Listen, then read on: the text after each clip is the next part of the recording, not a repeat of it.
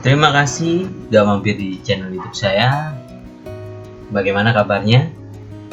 Semoga teman-teman yang ada di sini diberi kemudahan rezeki, kelancaran pekerjaan, dan diberi kesehatan. Amin.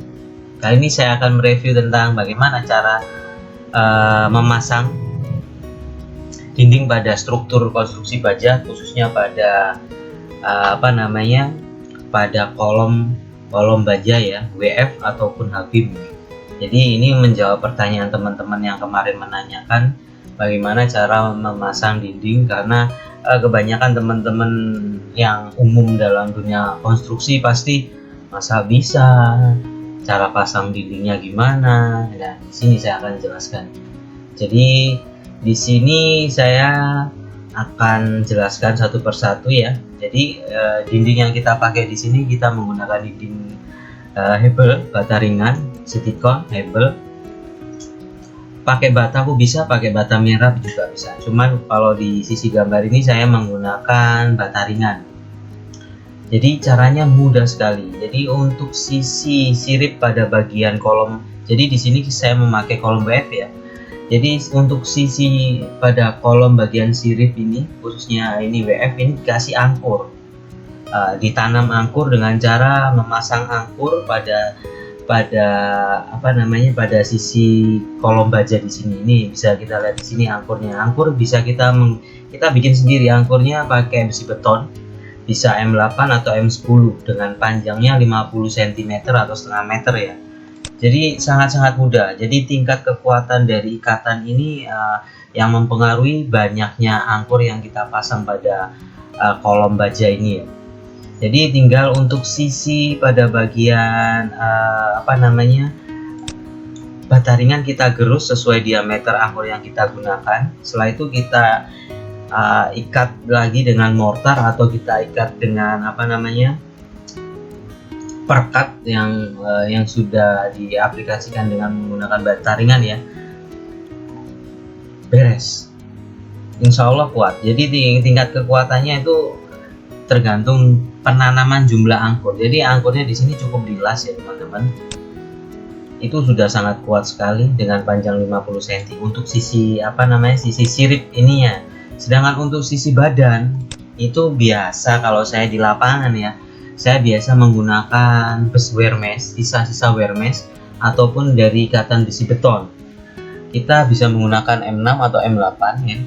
Kita pasang pada sisi badannya, jadi jangan mepet pada badan WF ya, dikasih spasi atau dikasih ke titik tengah-tengahnya, bisa kita lihat di sini ya. Bisa di tengah ataupun 3/4. Terus setelah kita join seperti itu, kita las semua. Setelah itu kita kasih adukan semen. Selesai. Ini pasti sangat-sangat kuat karena ikatan dari beton sendiri itu ada pada sisi pembesian pada ini ya, pada badan ini ya.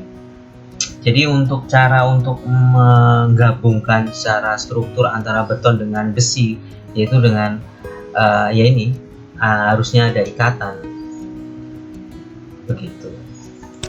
Jadi insya Allah dengan sistem seperti ini akan bisa membuat struktur dinding Anda tidak mudah untuk roboh, retak atau pisah dari struktural begitu. Ini juga bisa diterapkan pada balok, khususnya untuk teman-teman yang bilang bagaimana saya nggak mau ekspos, saya maunya ditutup semua, ditutup sama selimut beton. Bisa, pembesiannya juga sama seperti yang di badan ini untuk baloknya ya.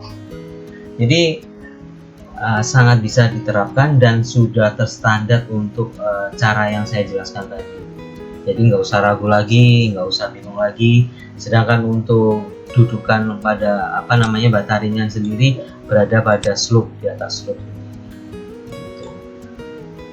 Sangat mudah, sangat efisien dan cepat juga untuk penerapannya. Jadi untuk struktur konstruksi baja ini merupakan metode bangunan ya, maupun dibuat rumah juga bisa, dibuat untuk struktur fasilitas umum seperti jembatan, seperti tower, gedung juga bisa. Jadi ini nantinya saya yakin pola pikir teman-teman yang dulunya hanya berfokus pada beton itu bisa beralih ke baja, karena semua kita lihat efisiennya ya, secara pemasangan, secara pembuatan lebih cepat daripada beton, dan secara struktural kekuatannya juga bisa diuji, tahan gempa juga. Dan banyak teman-teman yang bilang, bagaimana saya kayak menggunakan material bajanya dengan menggunakan baja bekas. Nggak ada masalah, saya sering juga mendampingi teman-teman atau mendampingi owner, klien untuk mencari material baja bekas dari bongkaran pabrik, bongkaran bangunan yang sudah tidak terpakai. Itu sangat-sangat mudah. Jadi saya akan bikinkan konten bagaimana cara membeli material baja yang masih layak untuk digunakan. Jadi biar bapak atau ibu biar tidak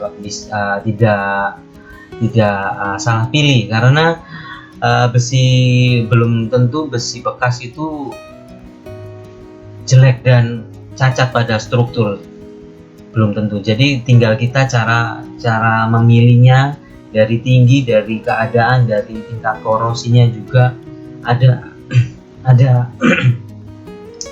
ada tahap-tahap yang perlu dilakukan, yang perlu diketahui ya, cara membeli material bekas, khususnya pada material baja WF maupun Habim. Jadi nanti saya buatkan kontennya, karena kenapa, materialnya sendiri akan jauh lebih murah dibandingkan beli baru.